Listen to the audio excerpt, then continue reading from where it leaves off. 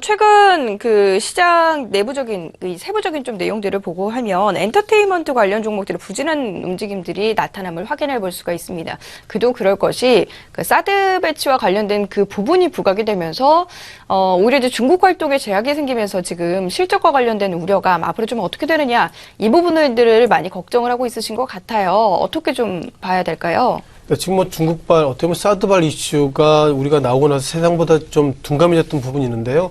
자, 이런 페이퍼를 이 시각 나왔다는 것은 상당히 좀 애널리스트 입장에서 좀 시장의 의미를 다시 한번 환기하는 차원으로 좀 보는 게 좋을 것 같습니다.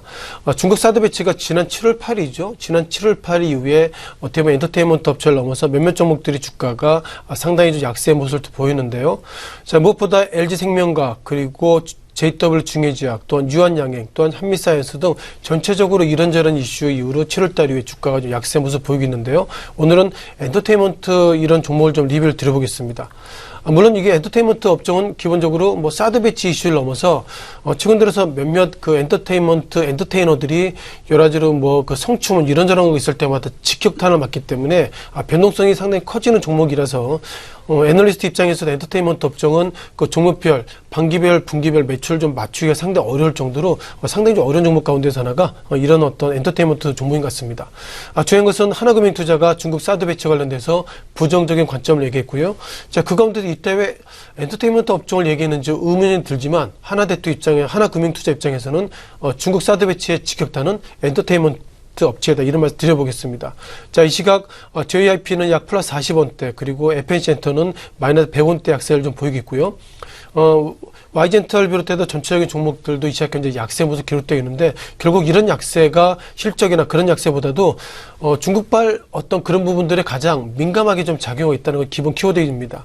무엇보다 중국이 그동안 암묵적으로 그리고 뭐 방송, 콘서트를 이런 규제하는 것이 눈에 띄진 않지만 엔터테인먼트 관련돼서 중국의 어떤 혐한 이런 부분에서 가장 직격탄을 만드는 기본적인 특징인 것 같고요. 자, 눈에 띄는 것은 SM입니다. 물론 최근 들어서 SM 관련돼서 여러 가지 페이퍼가 많이 나오고 있는데요.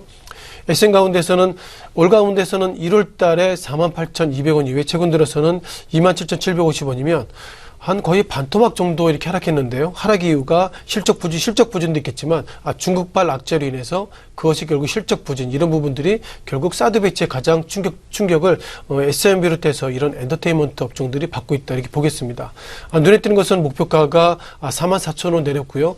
그 위 기본 키워드 가운데서 사드 배치에 관련돼서 중국의 어떤 부정적 이슈가 계속 올라오고 있기 때문에 이제는 우리가 화장품 업종의 리스크를 보시는 것보다 이런 SM을 비롯해서 이런 엔터테이너 종목들도 부정적으로 보시는 것이 좀 맞을 것 같습니다.